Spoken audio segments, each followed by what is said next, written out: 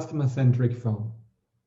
In 2017, research by Deloitte found that companies specifically focused on their clients were 60% more profitable than those who didn't. As digital transformations improve and disrupt industries, an old-fashioned human focus continues to be critical as success driver for all companies. PricewaterhouseCoopers found that 82% of US consumers crave more human interactions from companies. A customer-centered company, in opposition to a product-centered company, is a company for which the customer is in the center of all activities. This means that customer-centered companies are not oriented around research and development. They are organized around customers and customer satisfaction. All departments are working on the customer satisfaction. So all departments are connected to the customer, and the customer is the main focus, and firms, including marketing, including logistics, including customer care, customer service, after sales, they're working with the main target to make the customers loyal and to make the customers satisfied.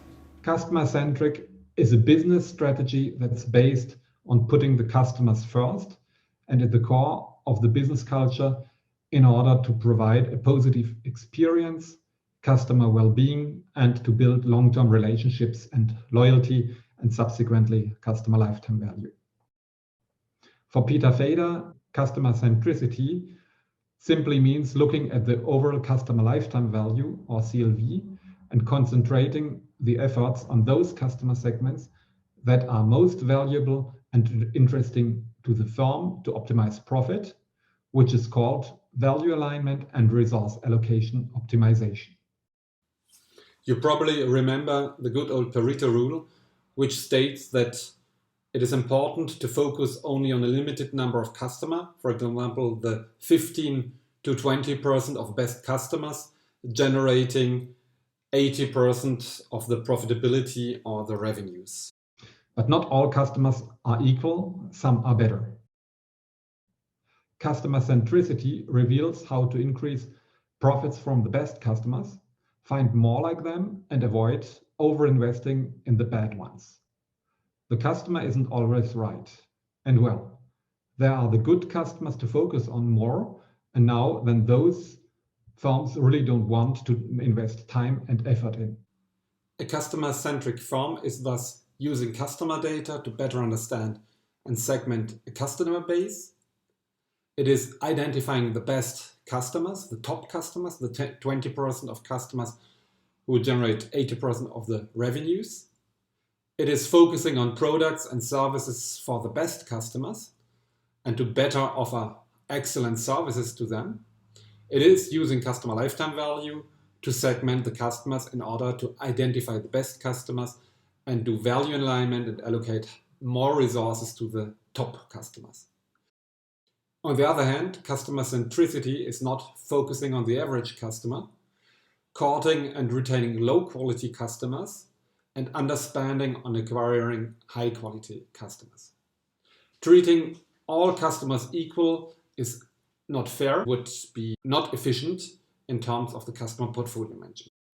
Creating a customer-centric business model is the key to success in today's marketplaces, where organizations must stand out to inspire loyalty with their customers.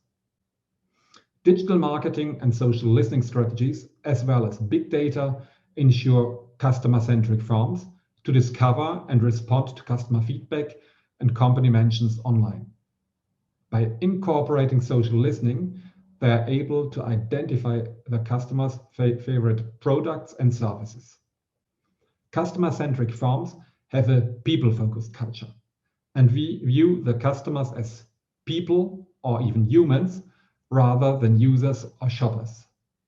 They also take steps to build a structure and overall client culture for the company that empowers teams to think customers first rather than solutions or products first.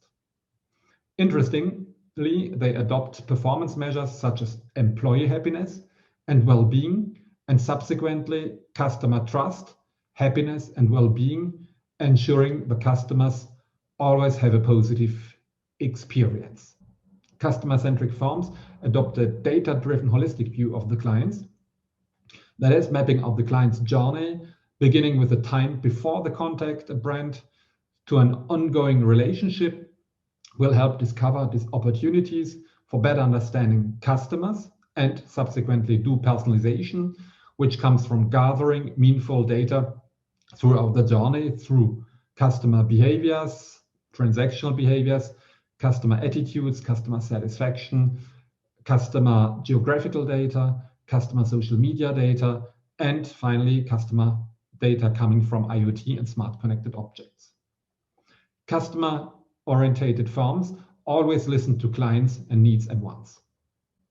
Let's have a look to some examples.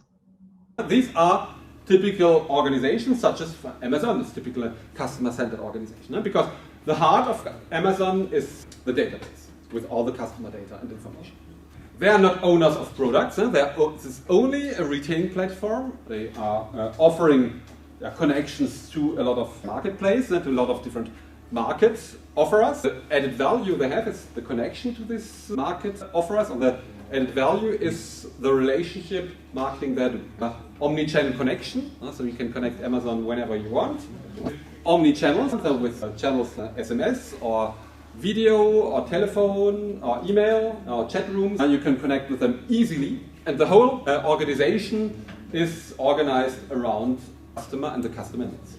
That is why Amazon is working so well. It's an organization of the present and the future, compared to organizations which are still product-oriented. Indeed, Amazon ranks among the brands with the highest brand loyalty. Together with Google and Facebook, Amazon increased its brand value by 60% in 1 year and is now first ranking among the top most valued global brands, together with Apple, Microsoft, Google, Facebook. None of these top 10 most valuable global brands is product-orientated. They all have immaterial assets, thus customers and customer orientation. And with this customer orientation, customer assets, Amazon became the largest retailer of the world before Walmart, with a turnover of $1.4 trillion compared to Walmart only having 300 billion of US dollars turnover. Let's have a look on Amazon. Why Amazon became the most valuable global brand of the world and why it overpassed all the big retailers of the world and became the market leader in retail. The reason is that Amazon is a customer-centric organization. Let's have a closer look on it. Amazon uses personalization for better convenience. Curated recommendations are a huge source of Amazon's competitive advantage. Recent figures have suggested that personalized recommendations across Amazon's websites drive a large amount of their total sales. These recommended products are based on purchase histories, items in the customer carts, items the customer viewed recently, items purchased by others who bought a similar product, and more. That is collaborative filtering. These advanced algorithms create immense value for Amazon, while making shopping more convenient for customers. The convenience fueled by personalization helps to attract new customers while retaining existing ones. Research has shown that 90% of customers believe personalization plays a significant role in purchasing, while 50% of shoppers are more likely to return and to become loyal due to personalized recommendations. It is important to say that personalization offers robust benefits to organizations through enhanced and personalized customer experience. Amazon is thus an excellent example how a business can thrive with a model that centers itself around customer service and satisfaction. They widely advertise the quality of their service. They recognize that just like products, a good service experience isn't one size fits all. It has to be personalized. It's all about finding the perfect fit for an individual customer. As a result, they have high customer service quality through multi-channel management, always available support that is trained to resolve problems in a self-directed way and in a personalized way. They are extremely reactive, empathic, and lax with refunds. giving customers free shipping and a several-month window to return items. In this context, the French sports retailer Decathlon even gives this 365-day window. Part of the way that Amazon takes the customer service to the next level is with personal level engagements. They encourage the service staff to get to know customers and create a strong personal connection. These unexpected and thoughtful acts bring Amazon's customer service to an exceptional high level. Amazon will also spend a bunch of time as necessary making the customer experiences optimal. Part of providing a great product experience is to consider the digital experience for customers. As one of the first online retailers, Amazon created a model that sets standards in e-commerce. First of all, the app. One of the easiest ways to access Amazon and deals is through the Amazon app, especially with the Prime Day. With the app, Prime members are able to set preview sale products and select to get notified when they become available. They are also able to order products using traditional online ordering or dash buttons. Social media. 70% of customers expect a response to a complaint in under 1 hour. Today, customer service via social media is imperative. Amazon has a special app, Amazon Help, on Twitter that handle 7 days complaints in 7 languages in only some hours or some minutes. So people can have a very quick answer. What Amazon has been able to do, whether through its website, the app or social media, is to carry the experience through across multiple channels. They understand that wherever you meet the brand, they need to make an impression and provide the same customer experience that drives loyalty in other channels. The second step is product experience. Building a great product is an important part of customer experience. Amazon has created an ordering system that has provided several components we now expect as customers. Searchability. Amazon combines a Google-like ability to search with an ability to sort by brand. Average customer review, price, and availability, as well as by product categories or brands. So it helps customers to reduce search efforts and search time. Product education.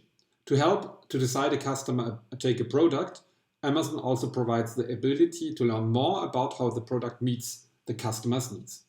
This is primarily done through reviews and ratings, which users can access to find out more about a product and how the product performs compared to the commercial description.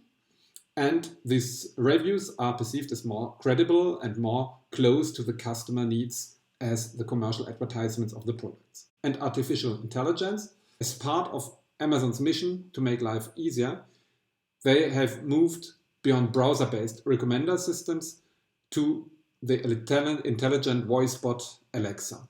Alexa is able to assist in playing music, setting alarms, providing news updates, searching products, and controlling network smart devices. Like most Amazon products, the goal of Alexa is to support, to make the daily tasks easier, to reduce research efforts, to reduce cognitive efforts, and to learn to provide better suggestions, better recommendations based on personalization. To achieve success in customer-centric challenges, it is essential to fully understand the desires, needs, and motivations of the customers. This often means needing to combine individualized level data, brand awareness data, and aggregate data. This helps organizations to understand the single buyer's journey and his or her needs while being mindful of market trends. This allows marketers to have a much more accurate view of the customer's values, behaviors, and expectations.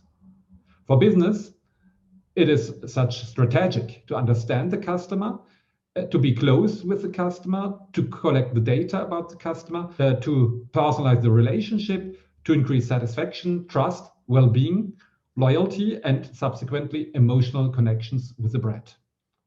How does customer centricity versus product centricity benefit a company? Product centricity starts with having a product or a service that responds to customer needs, and then getting as much customers as possible who have these needs. The formerly called transactional or mass marketing. On the other hand, customer centricity starts with individuals and aims to meet that needs that customer everywhere and as much as possible. Customer centricity also means having a decent product or service to start with. So this does not mean that the product becomes secondary. But the customer centricity becomes the main competitive advantage. If you look at product centricity as focusing too much on the product instead of the customer, then a firm will fail. So both are not in conflict, strictly speaking.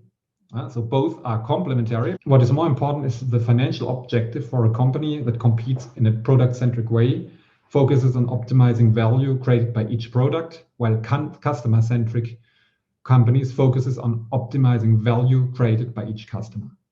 And that's a crucial difference. It's where the customer lifetime value, customer equity comes in, where customer service comes in, as well as the customer experience. To really move forward towards a customer-centric approach, firms need to create customer culture, identify gaps, connect what needs to be connected, define customer-centric KPIs such as satisfaction, trust, well-being, loyalty, customer lifetime value, and customer equity, and in the end, be responsible for the customer. That is why let us have a look on the basis of customer-centric firms, the relationship marketing paradigm, which we will see in the next chapter.